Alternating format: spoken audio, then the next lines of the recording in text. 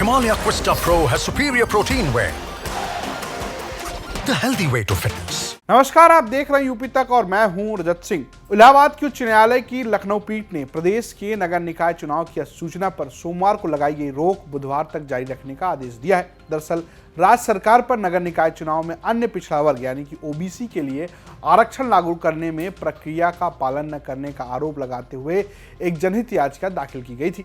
जनहित याचिका पर सुनवाई करते हुए न्यायमूर्ति DK उपाध्याय की अध्यक्षता वाली खंडपीठ ने ये आदेश दिया है। यानी कि अब मामला ये है, जो अभी तक ये लग रहा था कि जल्दी घोषणा हो जाएगी, अब उस पर 14 दिसंबर तक रोक लगी रहेगी।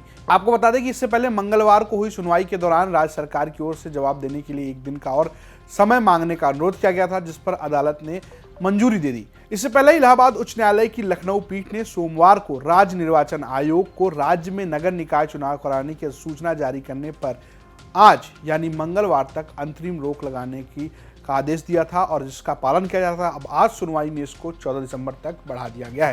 याचिकाकर्ताओं ने राज्य सरकार पर नगर निकाय चुनाव में ओबीसी आरक्षण लागू करने में प्रक्रिया का न पालन करने का आरोप लगाया है। यानी कि हाल ही में जो अभी आरक्षण की सूची जारी की गई थी, उसको लेकर एक याचिका लगाई गई थी, जिस पर सुनवाई करते हुए लखनऊ पीठ ने ये आदेश दिया है। अब 14 दिसंबर को पता चलेगा कि इस पर क्या फैसला आता है, क्योंकि अभी तक जो आरक्षण सूची जारी हुई है उसको लेकर काफ़ी विवाद देखने को मिला है। वैसे आपको अगर हम बता दें कि उत्तर प्रदेश में फिलहाल 17 नगर निगम हैं, जिनमें आगरा, अलीगढ़, अयोध्या, बरेली, फिरोजाबाद, गाजियाबाद, गोरखपुर, झांसी, कानपुर, लखनऊ, मथुरा, मेरठ, मुरादाबाद, प्रयागराज, सहारनपुर, शाहजहांपुर और वाराणसी शामिल है। आपको ये भी जानकारी दे दें कि शाहजहांपुर इस बार नया यानी कि हाल ही में नगर निगम की श्रेणी में लाया गया है।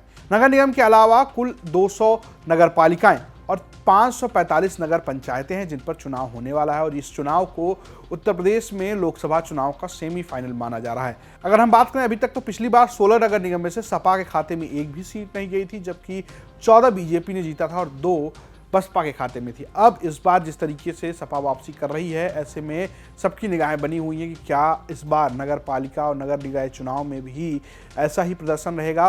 और बीजेपी जिस तरीके से क्लीन स्वीप करती हुई दिखी है पिछले 2 चुनावों से, क्या इस बार भी वो ऐसा कर पाएगी, यही बड़े सवाल है। ये जो चुनाव है वो एक हद तक जनता का मूड भी बताने का काम करेंगे।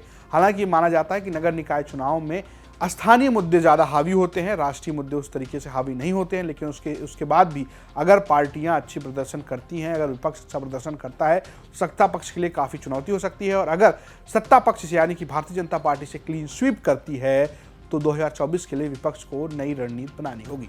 फिलहाल नगर निकाय चुनाव से जुड़ी छोटी बड़ी तमाम अपडेट्स आपको यूपी तक पर मिलते रहेंगे, तो देखते रहिए यूपी तक। नमस्कार।